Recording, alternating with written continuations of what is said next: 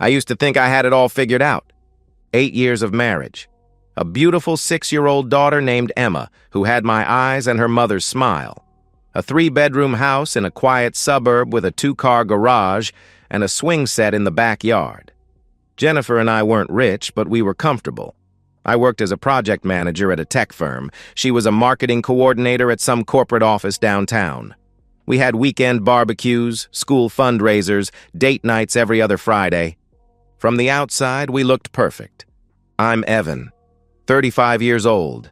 The kind of man who fixes the leaky faucet before calling a plumber, who plans vacations 6 months in advance, who doesn't lose his temper easily. My father raised me to be steady, dependable, a builder, not a destroyer. I trusted my wife completely. Maybe that was my first mistake. The cracks started showing about 3 months ago, though I didn't want to see them at first. Jennifer became distant. Not all at once. It was subtle, like watching a photograph fade in sunlight. She stopped initiating intimacy. Then she stopped responding to it. Our bedroom became a cold war zone of turned backs and mumbled excuses. "I'm tired," she'd say, turning away from me. "I have an early meeting," she'd murmur another night.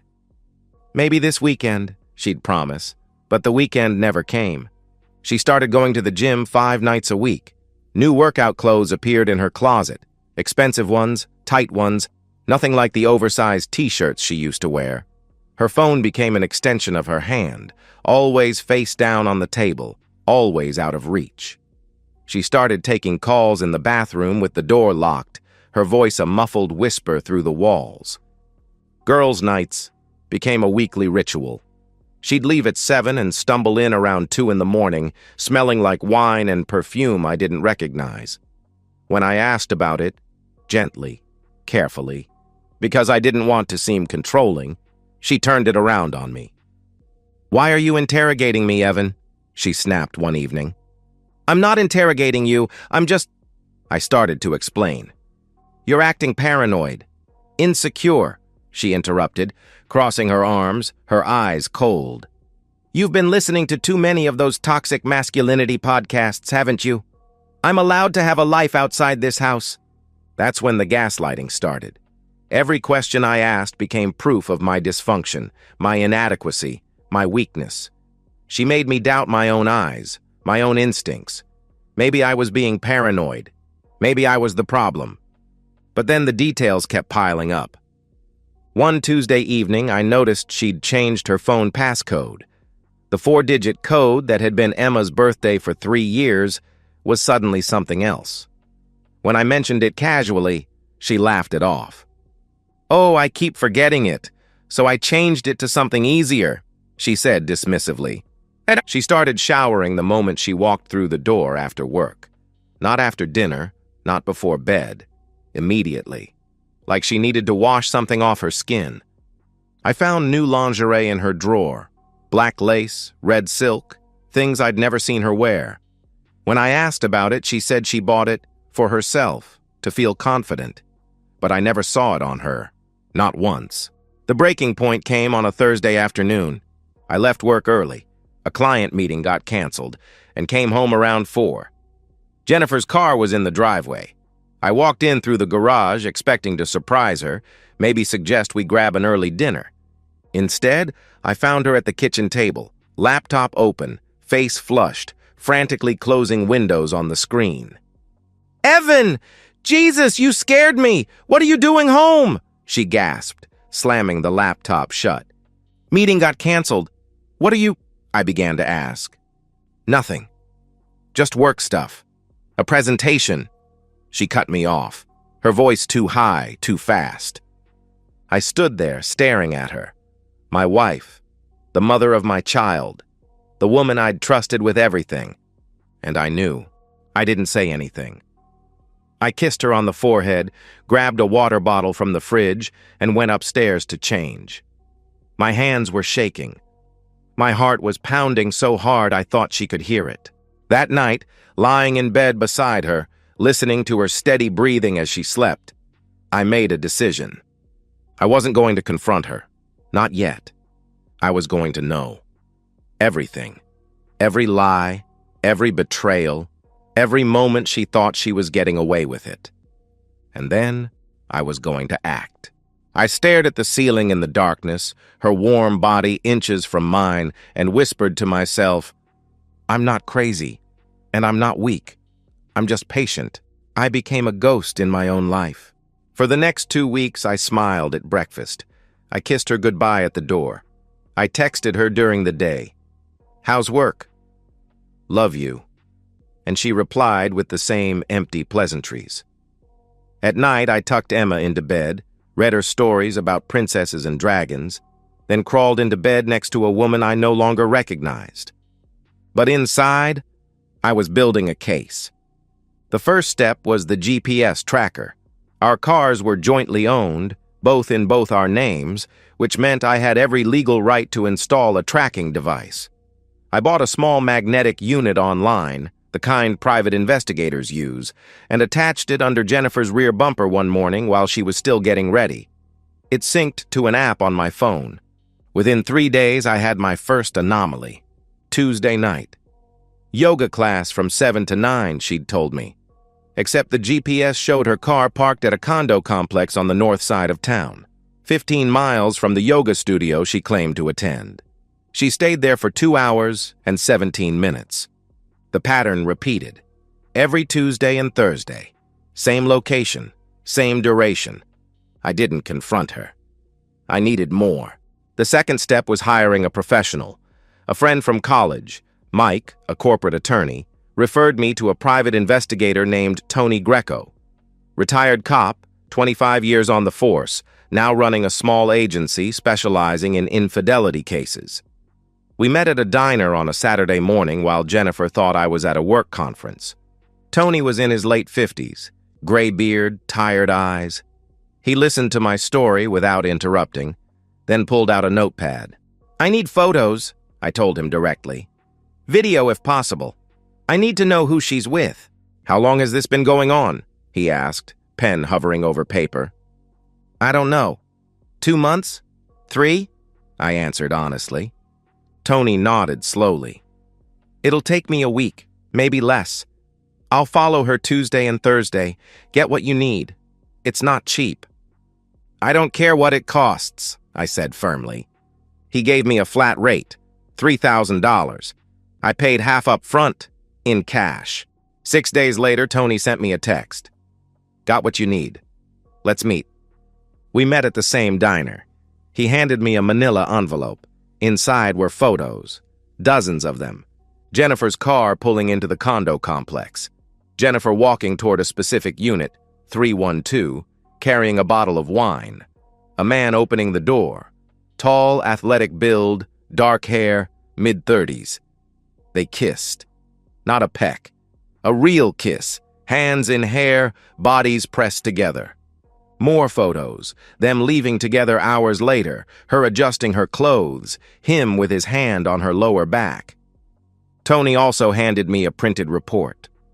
"His name is Derek Brennan. 38, divorced, sales director at your wife's company," he explained, tapping the document. "He's been living in that condo for about a year. From what I can tell, they've been seeing each other at least twice a week for the past 2 months." I stared at the photos. My hands didn't shake. I felt nothing. Just cold, perfect clarity. "There's more," Tony continued, sliding a USB drive across the table. "I pulled some deleted texts from your shared iCloud account. You'll want to read these." That night, after Jennifer went to bed, I sat in my home office and opened the files on the USB drive. The texts were worse than the photos. "Derek, can't wait to see you Thursday. Wear that black thing I like." Jennifer, "You're insatiable, LOL. What if he finds out?" Derek, "He won't. He's clueless." Jennifer, "I know. He doesn't even notice when I come home late anymore. It's kind of sad." Derek, "So when are you leaving him?" Jennifer, "Soon. I need to figure out the finances first. And Emma, it's complicated." Derek, "Take your time. I'm not going anywhere. I read every message, hundreds of them, explicit photos she'd sent him, plans they'd made, Jokes about me, about how oblivious I was, how easy it was to fool me. She'd even consulted a divorce attorney 2 weeks ago. I found the email confirmation buried in her spam folder. I closed the laptop and sat in the dark. She wasn't just cheating. She was planning. Planning to leave, to take Emma, to drain our accounts and start over with this piece of garbage. Not if I moved first. The next morning, I called Audrey Delgado, a divorce attorney Mike had recommended. The Bulldog, he'd called her. A woman who specialized in high-conflict cases and didn't lose. Audrey met with me that afternoon. I showed her everything. The GPS logs, the photos, the texts, the emails. She leaned back in her chair and smiled. "Mr. Hayes, your wife just handed you the keys to the kingdom," she said with satisfaction. "Don't confront her, don't tip your hand, let me file first, and when we're ready, we'll hit her so hard she won't know what happened." I also told one other person, my younger brother Jake, 32, former Marine, current construction foreman, the kind of man who asked one question and meant it. "What do you need?" he said when I called him.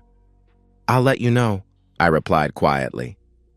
The chapter closed with me sitting in my truck outside that condo complex on a Thursday night, watching Jennifer's car pull into the parking lot. I texted Jake a single line. "Next Tuesday, 7 p.m., I'll explain everything." Revenge, I learned, is about control.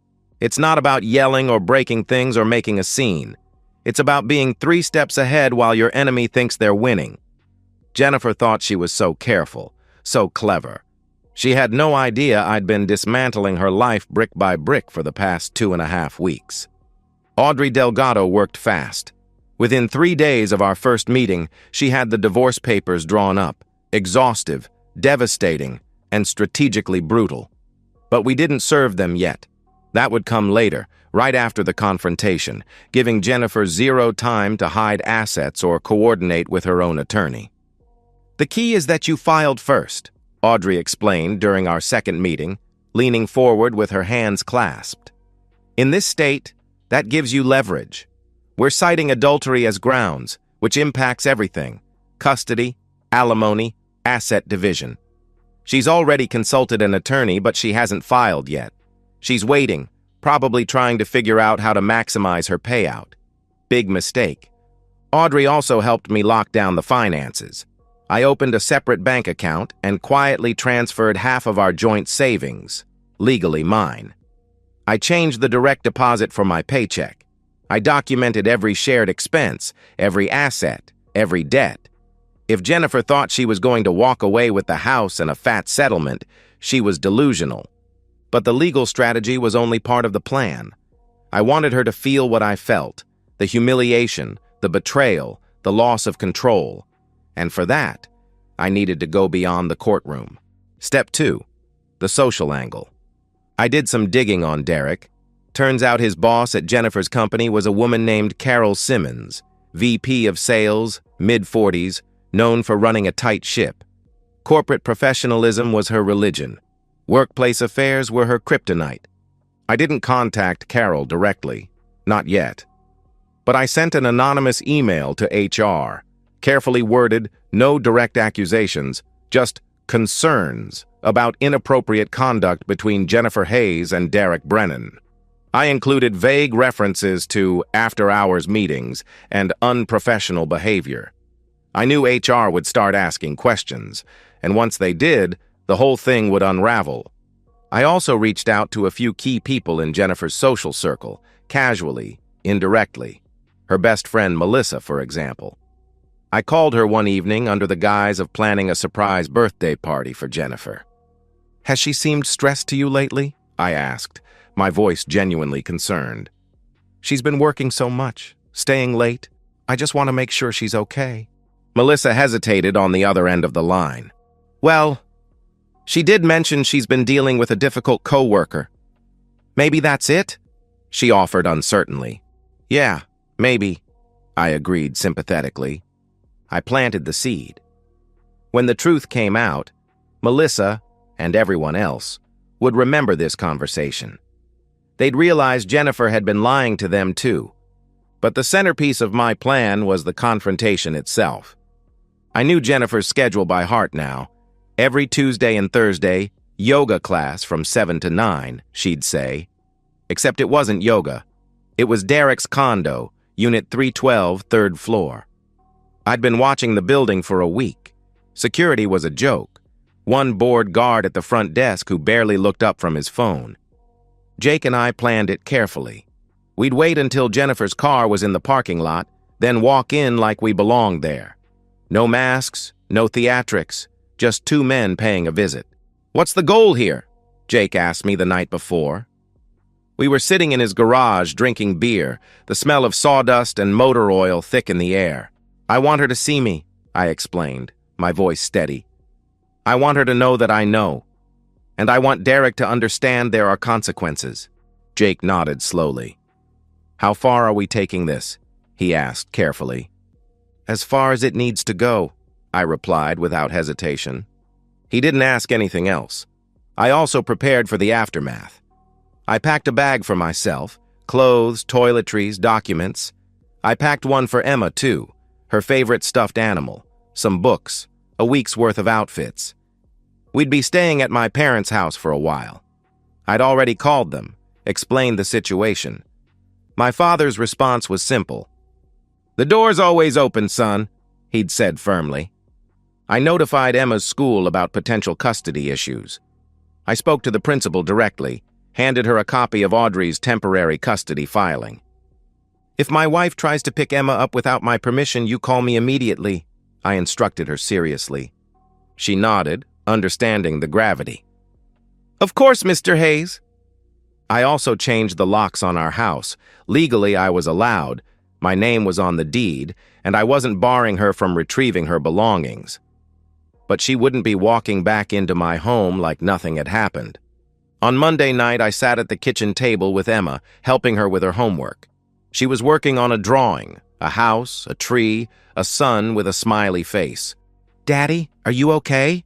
she asked suddenly, looking up at me with those big brown eyes. I smiled gently. "I'm fine, sweetheart. Just thinking," I reassured her. "About what?" she pressed innocently. "About how lucky I am to have you," I answered truthfully. She grinned and went back to coloring. Jennifer walked in a few minutes later, keys jangling, phone in hand. She kissed Emma on the head, then glanced at me. "I've got yoga tomorrow night. Can you pick up Emma from dance?" she asked casually. "Sure," I said, my voice perfectly even. "No problem." She smiled, oblivious, confident, untouchable, and walked upstairs. I looked at Jake's last text on my phone. "Ready when you are." I replied, "Tomorrow, 7 p.m. Derek's place. Don't be late." Then I deleted the message and slipped the phone back into my pocket. Tuesday, 6:47 p.m. Jake and I sat in my truck across the street from Derek's condo complex, engine off, windows cracked. The evening air was cool, carrying the faint smell of fresh-cut grass and distant grilling. Normalcy. Meanwhile, my heart was a steady drumbeat in my chest. Not panic, not fear. Just cold, focused purpose. "You sure about this?" Jake asked quietly, his voice low. I didn't answer right away. I watched the parking lot entrance, waiting. At 6:52, Jennifer's silver Honda pulled in. She parked near the side entrance, checked her phone, then stepped out. She was wearing black leggings, a fitted top, her yoga outfit. Her hair was down, loose around her shoulders. She looked beautiful. She always did. I felt nothing. "Let's go," I said finally. We walked across the street, hands in our pockets, moving like we belonged there. The front entrance had a security guard behind a desk, mid-20s, absorbed in his phone, AirPods in. He glanced up as we passed. "Here to visit a friend?" I said casually, not stopping. He nodded and went back to scrolling. We took the elevator to the third floor. The hallway was quiet, beige carpet, generic art on the walls. Unit 312 was at the end. I could hear faint music inside, jazz maybe, laughter. I tried the door handle, unlocked. Arrogance or carelessness, didn't matter. I pushed the door open. The scene was exactly what I'd expected, but seeing it in person hit differently. Jennifer and Derek were on the couch, wine glasses on the coffee table, his arm around her shoulders. She was laughing at something he'd said. They were both half-dressed, her shirt unbuttoned, his jeans unzipped. Comfortable. Familiar. They didn't hear us at first. Then Jennifer's eyes flicked to the door. Her face drained of color. "Evan," she gasped, her voice barely a whisper. Derek shot up from the couch, stumbling over his own feet. "What the hell? Who are—" He started aggressively. "Sit down," I commanded. My voice was calm, deadly calm. Derek looked at me, then at Jake, 6'2", arms like tree trunks, expression carved from stone, and his bravado evaporated. He sat. Jennifer scrambled to button her shirt, her hands shaking. "Evan, what are you doing here? This is insane. You can't just—" She stammered frantically. "Can't just what?" I interrupted, stepping into the room. Jake closed behind me. "Can't walk in on my wife f***ing her coworker?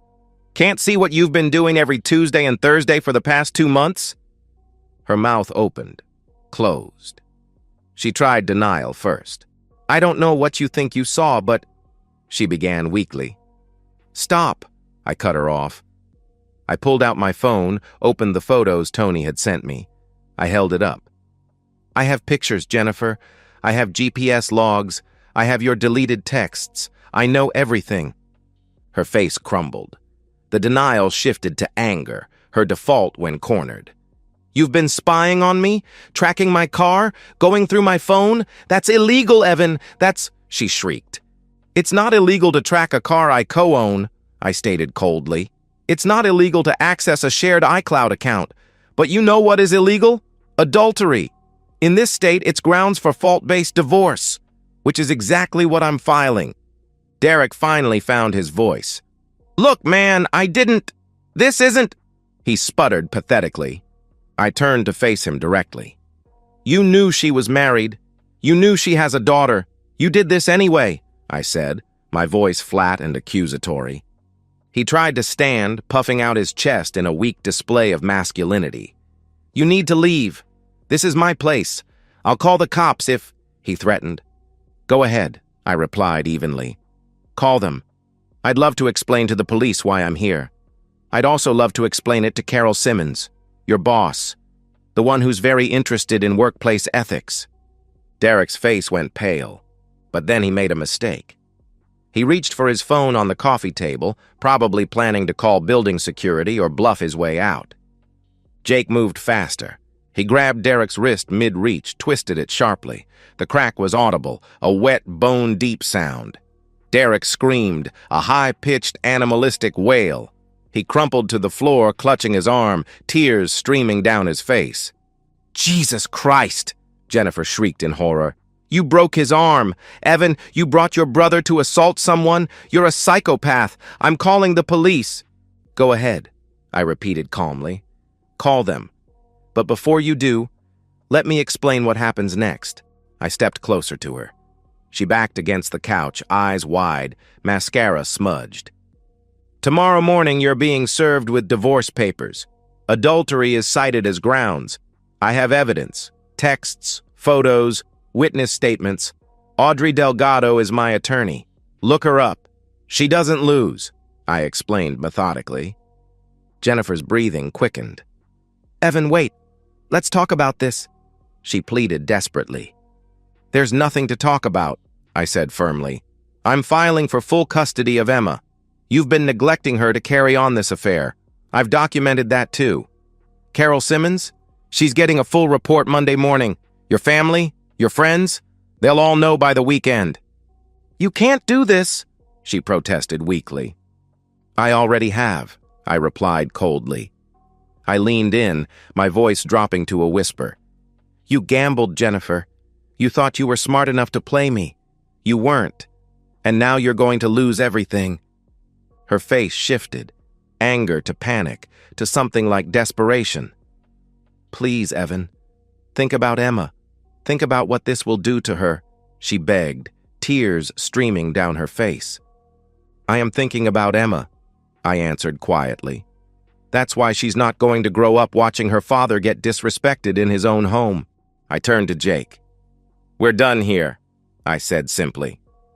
Derek was still on the floor, whimpering, cradling his arm.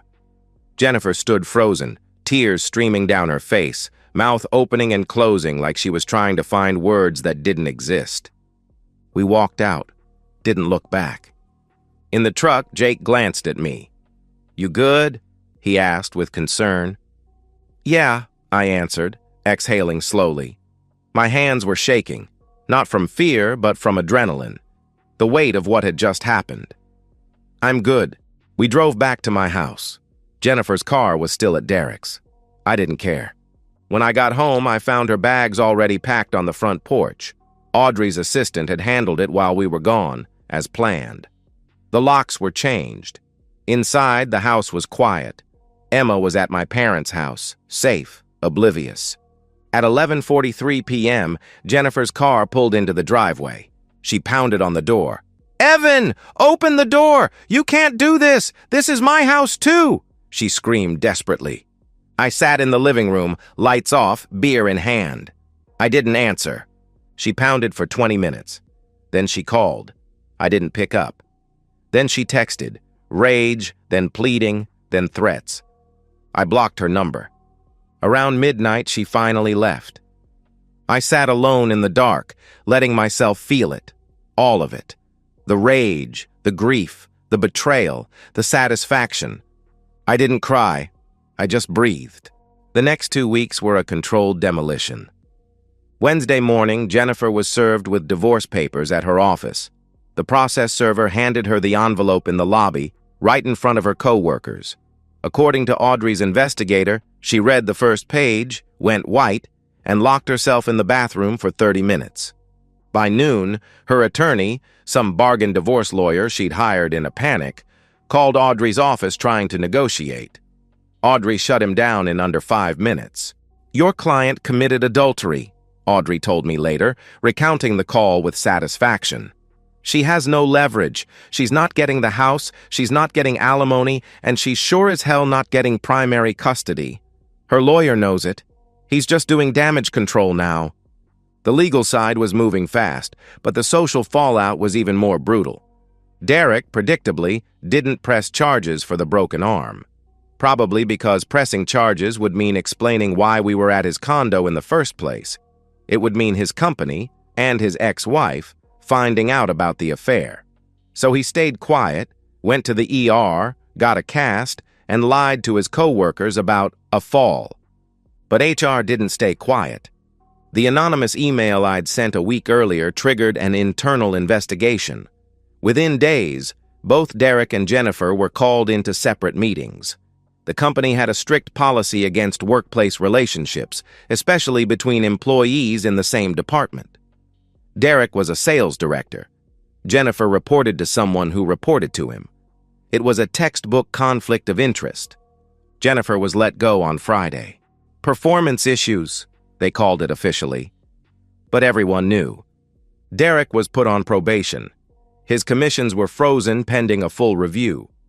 I heard through the grapevine that Carol Simmons personally oversaw the investigation and was not happy. Apparently, Derek had pulled this before, hitting on junior employees, blurring professional boundaries. This was the last straw. The social exile was swift. Jennifer's friends, mostly other moms from Emma's school, distanced themselves. Cheating was messy, but cheating and then losing your kid in court? That was something else. I didn't have to say a word. The truth spread on its own. Whispers in carpool lines, hushed conversations at PTA meetings. By contrast, I became the victim, the loyal husband who was betrayed, the devoted father fighting for his daughter. I didn't lean into it. I didn't need to. People saw the truth. Jennifer tried to reach out multiple times, texts, voicemails, showing up at my office. She alternated between rage and manipulation. You ruined my life, Evan. I hope you're happy. I made a mistake. Please, think about Emma. We can fix this. You're going to regret this. My lawyer says I have rights. I blocked her number. All communication went through Audrey.